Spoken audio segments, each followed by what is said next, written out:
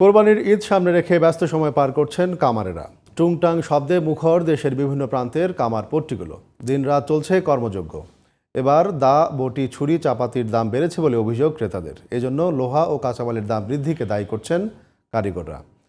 নরসিংদী প্রতিনিধি শ্যামল মিত্র ও ভৈরব প্রতিনিধি M A হালিমের report, জানাচ্ছেন জামান আশরাফ।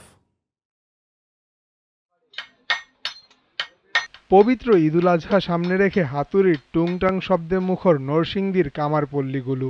ক্রেতাদের চাহিদা মেটাতে প্রস্তুত করা হচ্ছে দা, বটি, ছুরি, চাপাতি ও ছোট চাকু সহ পশু কোরবানির নানা সরঞ্জাম। আজ তো একটু কামের তাপ বাড়ছে, এতদিন অল্প সময় পার করছি। যে টিয়ারে ওই আপনার 20-50 হাজার বা 60-70 হাজার টাকা কাজকর্ম করুন যায়।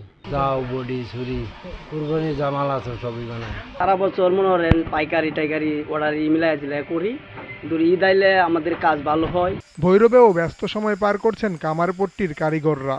সারা বছর দেশীয় দা, বটি, ছুরি ও চাপাতির চাহিদা কম থাকলেও কোরবানি ঘিরে বিক্রি বাড়বে বলে আশা তাদের। ঈদাইলে দাও, চুরি, টাসকাল ইডি আমরা বানাই। এই তো সামনে ঈদ আসতে পড়ছি, তো সামনে আমরা বেচা কিনে করবো। ঈদ সিজনে এটা আমরা একটা আশাবাদী থাকি যে কিছু কাজ কাম হবে।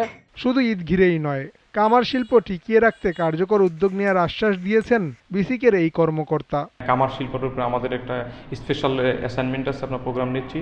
এই সমস্ত শিল্পকে কীভাবে রক্ষা করা যায়, আমাদের ঋণ ফাংশন আছে, নিবন্ধন আছে, এবং আমাদের প্রত্যেক বছর উদ্যোক্তা উন্নয়ন প্রশিক্ষণ দিই। তাদেরকে আমরা এই উদ্যোক্তা উন্নয়ন প্রশিক্ষণ সর্বোচ্চ অগ্রাধিকার প্রদান করবো, এবং এই শিল্পটা যাতে আধুনিকায়ন হয় এবং টিকে থাকে সেই ব্যাপারে আমাদের যথেষ্ট আমরা সচেষ্ট আছি। জামান আশরাফ, জিটিভি নিউজ।